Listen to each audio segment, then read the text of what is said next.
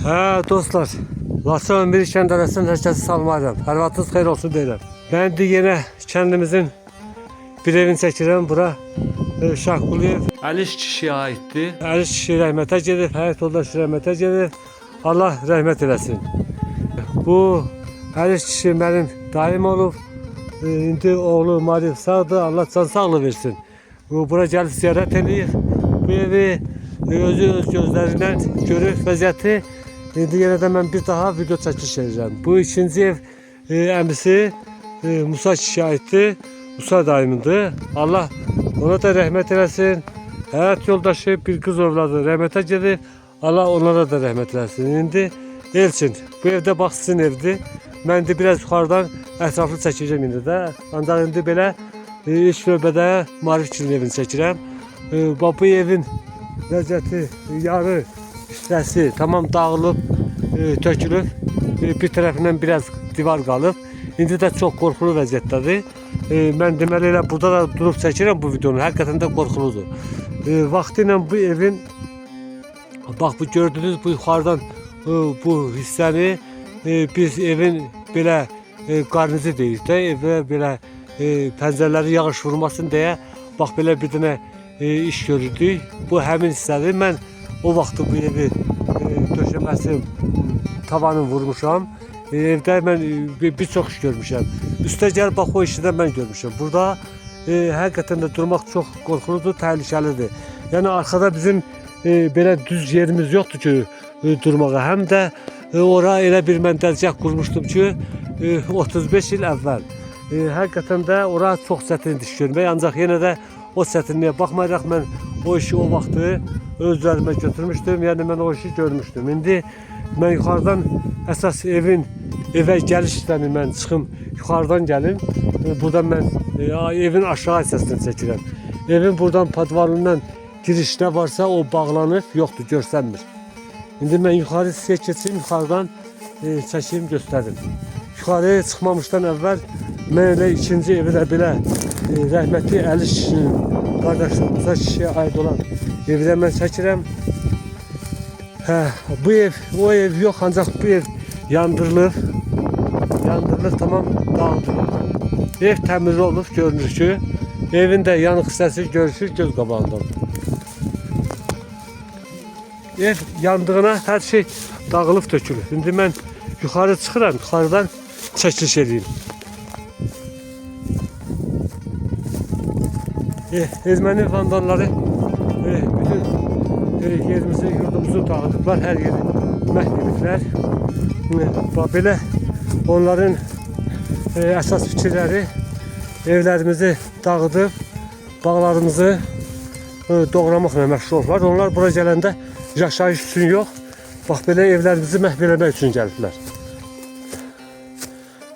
Çox güman ki belə adam təsəvvür edir ki, yuxarıdan göstəriş olub. Hansı tərəfdən bilmirəm, havadarları tərəfindən. Ki evləri ilk növbədə yaşadıkları evləri yox, yaşamadıkları evləri tamamilə dağıdıb məhv edirlər. Ancaq bu evdə yaşayış olub. Yaşayış olub. Bax buradan görüşür ki 2 nömrəli ev. Hansı evdə nömrə olubsa o evdə yaşayıblar. O evi dağıtmıyorlar o dərəcədə. Bəzi evlərdə yanıq var, ancaq çox evləri elə evlər var ki yaşadıkları evi dağıtmıyorlar. Ancaq o biri qardaşı Musa kişinin evində yaşayış olmadığı üçün tamamilə, bax belə üstdən də çəkirəm, görüşür. Tamamilə dağıdıb, yandırıblar, məhv ediblər. Ancaq bu evdə yaşayış olduğu üçün nisbətən divar salamat qalıb. Belə indi evin bura çox sərt yenişi var. Bu ev çətin yerdədir. Bura tikilən vaxtı mən deyim ki tikilən vaxtı yox, ancaq biraz son təmir vaxtları mən də gəlib getmişəm. Daim evi olduğu üçün yəni biraz da məlumatım var. Evin giriş hissəsi bax buradan olub. Belə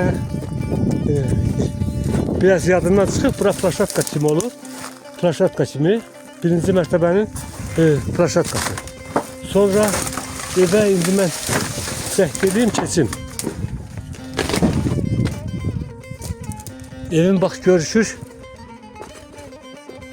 Evin görürsünüz ki təmir işi tamamilə yaxşı vəziyyətdə olub.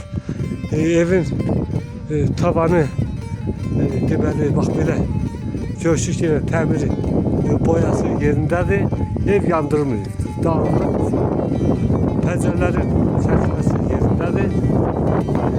Arxa evdə ermənilər yaşadığı üçün bax bu peyma ilə bura çox güman ki qapı düzəltmişmiş. O bir yüzdən də bu yüzdən də. Hardasa bir balaca ermənilər də əcəzdir. Bu evdə yaşayıblar. Yaşadıkları üçün buranı yandıra bilmirlər.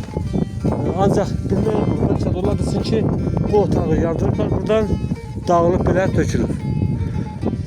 Rəhmətli Əli kişinin evindən bu qədər. Ancaq indi mən yenə düşürəm aşağı dayımgilə aid olan bağdan biraz çəkiliş edeyim.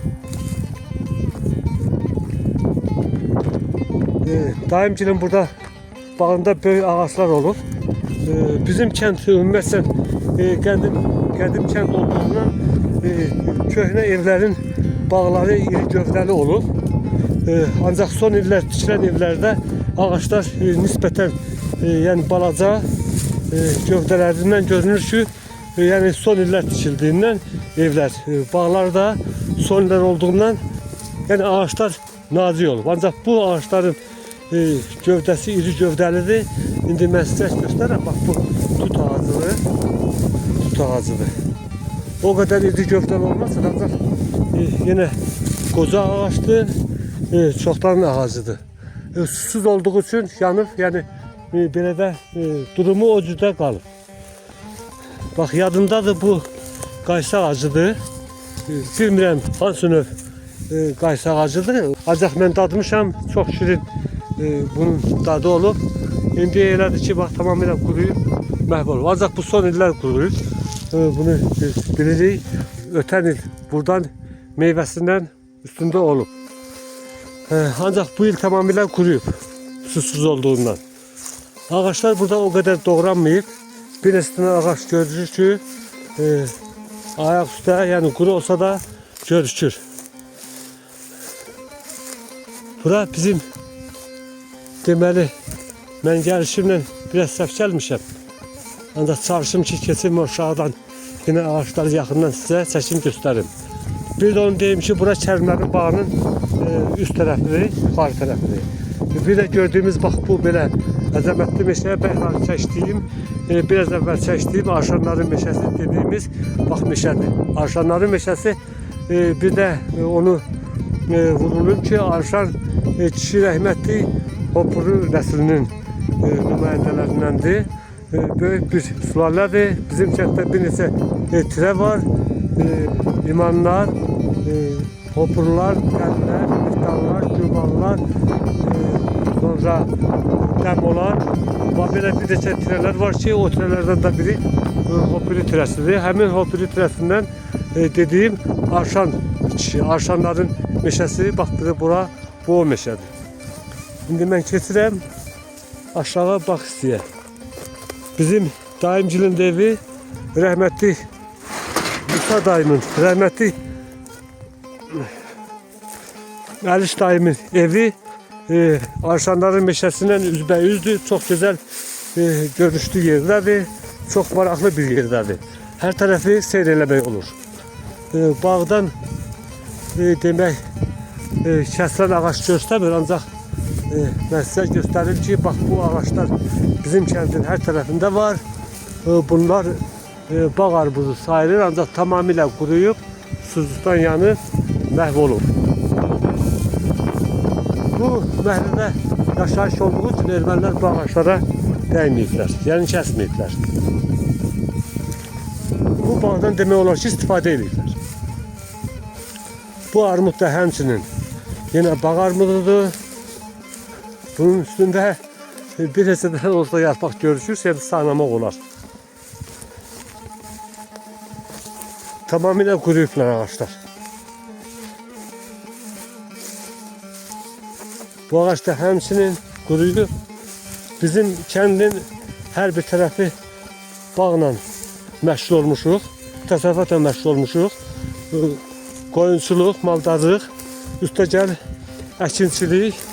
həm də bax belə bağla cəmaət dolanmışıq. Yəni məhsuldan həm istifadə eləmişik, həm də satmışıq. Yəni bunun pulu ilə biz özümüzü, alış-verişimizi bağın məhsulu ilə eləmişik. Bağdan bu hissədən görülür ki, bir hissədən ağacı kəsirlər. Bax bu qaysı ağacı kəsirlər. Sonradan olan bu pöhrəsidir. Bu da ücretdə son illər yenə də quruyub məhv olur. Yəni elə bir şey qalmıyor. Ancaq belə görünür ki, bunu kəsirlər, doğrayıblar. Sonra bu hissədən yenə bu qayşı ağaçdır. Bu birisi nə ağacıdır bilmirəm. Bunlar da kəsilib doğranır. Rəhmətli Əliş dayımın məhəlləsi bax bura qədərdir. Buradan o tərəfə kimin məhəlləsisə bilmirəm. Yəni bura qədər. Mən də yenə çıxıram məhəllənin evin qabaq tərəfindən. Videonun sonunu sizə çəkeyim, göstəreyim. Marif də görsün ki, evindən qalan son vaxtları bax bura qədər. Evi vəziyyətli nə yerdədir. Bura bizim bu evlərin hər bir yeri seçilmiş. Cəmaət hər kəs fikirləşib evi tikir. Evləri elə münasib yerdə tikiblər ki, yəni həm öz həyatları üçün uyğun gələn yer olsun, həm də təhlükəsiz yer olsun. O cümlədən bu evdə elə yerdə tikiblər ki, həm maraqlıdır, həm təhlükəsizdir, həm də belə ümumi götürəndə evin çox gözəl görünüşü, mənzərəsi var.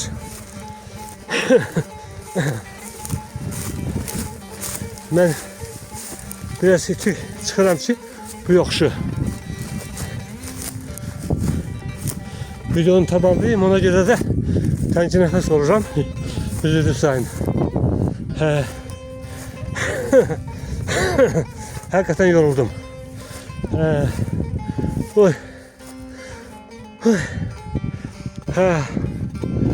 Yenə şəhidlərimizə Allah'tan rəhmət, qazilərimizə can sağlığı diləyirəm.